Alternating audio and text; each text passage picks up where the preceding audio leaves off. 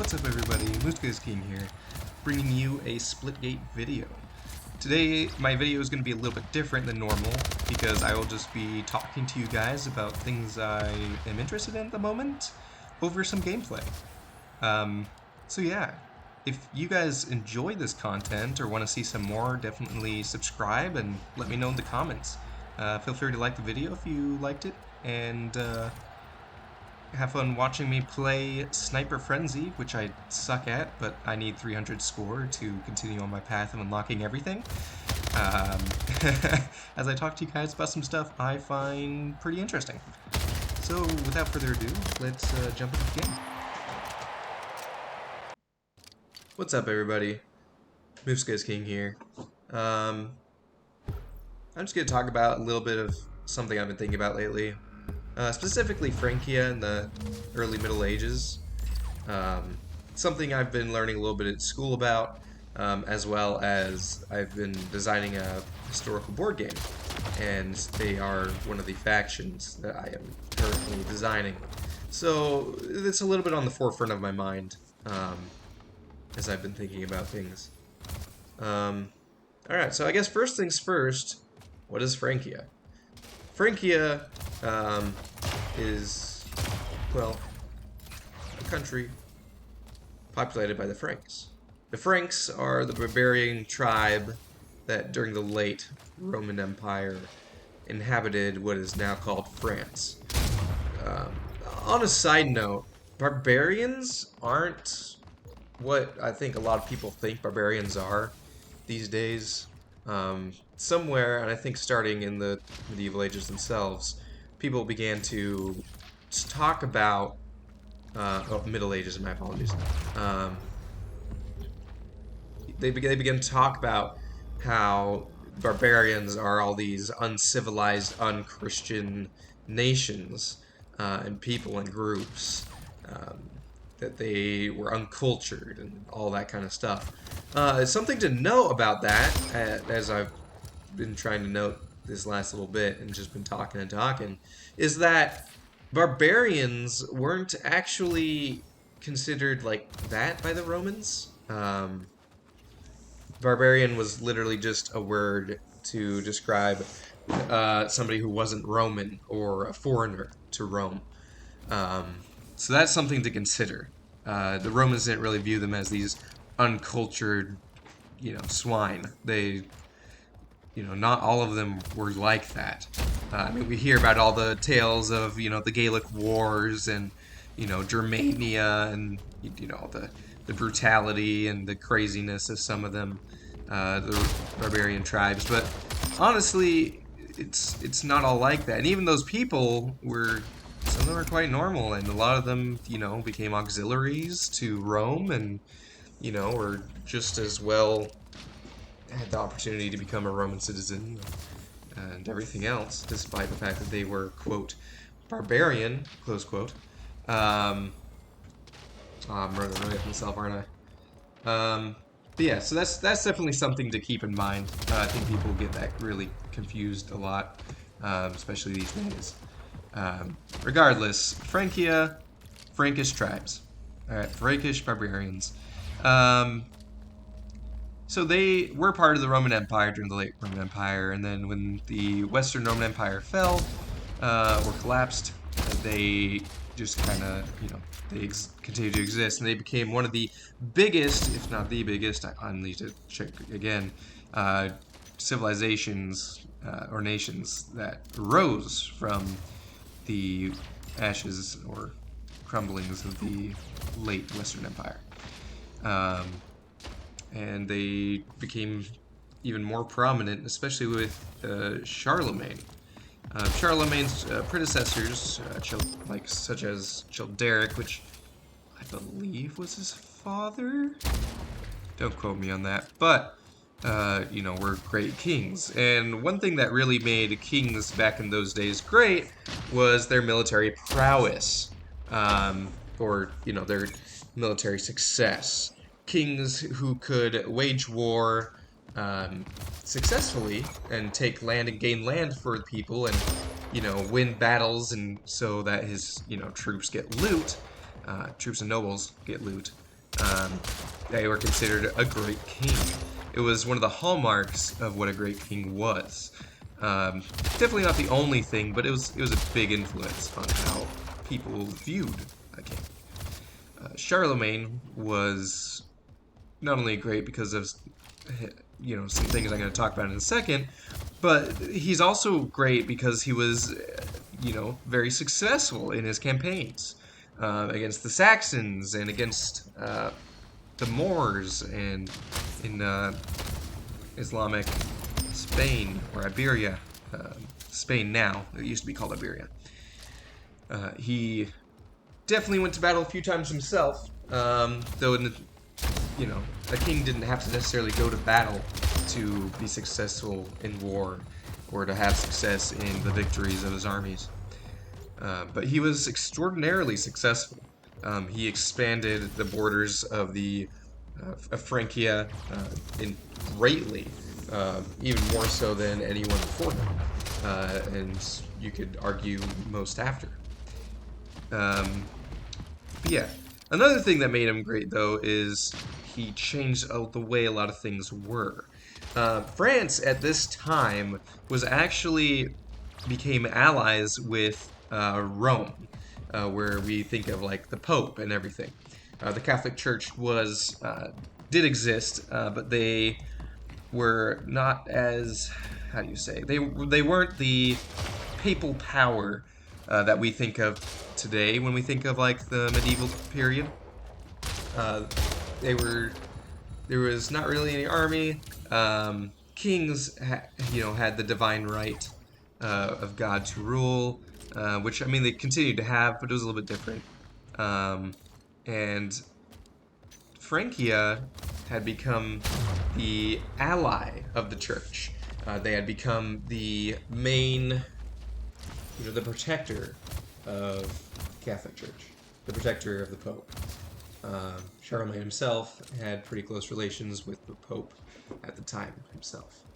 But on this note, while the Catholic Church was, across all the Christian nations in Europe, Charlemagne wanted things to be, of course,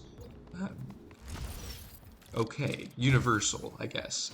He wanted things to be done correctly, because, well, if you think about it, the religion itself was one of the cores of society at the time, and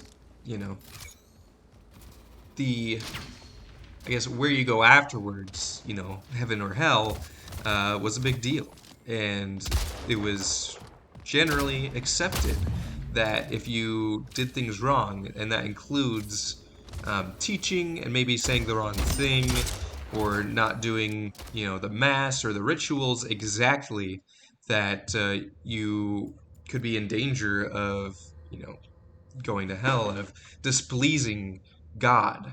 And, God, especially in those times, was considered a angry God, a jealous God.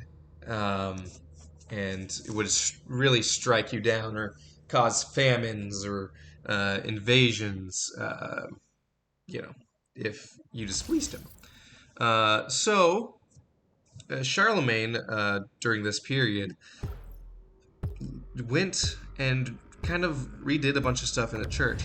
Not a complete overhaul, not a reform necessarily, but he was very much stressed that priests and the clergy were very well educated, that they learn Latin and be able to read and write it. He did this so that, number one, they wouldn't make that many mistakes when it comes to rituals, but that when they also taught people, they were saying the right things, and they were doing it exactly as God wanted them to. That way, the kingdom was, outside of, in God's favor and not in his displeasure. So that's a big thing he did. He also, in addition to, wars and that, he made some big changes in administration of the kingdom. In order to, exact and make sure all these things were being done as they needed to be, oh man, what are they called? Well, he created a well, a unit, if you will. You could call them, riders. Um, but basically, he had these people who would go across, um, the land and delivering his epistles, his decisions. They were called the missi, or missi, M-I-S-S-I, I believe, is how it's spelled. But he kind of made everything uniform in they would go out to every town, village, lord, and make sure that everyone knew exactly what the king had decreed and what the law was, which was at the time a big deal. Like communication across a vast kingdom where there are villages and villas of lords scattered about is and has been always difficult. Communication isn't easy, but this was a big deal at the time. It might not seem like a big deal to us, but it was huge. Um, so yeah. Regardless, what was I even talking about? I don't remember what I was talking about originally, but I guess I'll just keep going.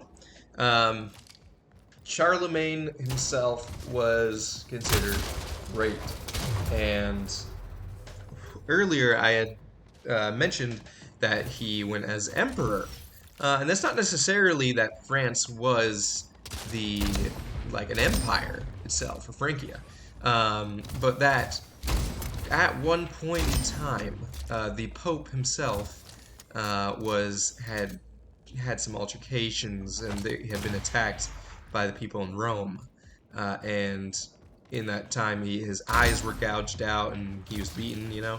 As one is back in those days.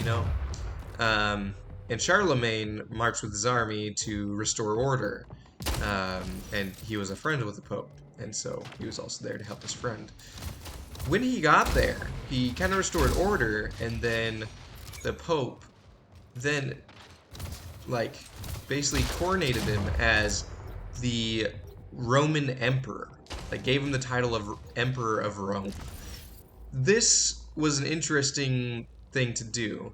The texts, of course, especially by like Einhard, describe that Charlemagne didn't want that honor and that he wasn't really, on board with it, though he did accept it.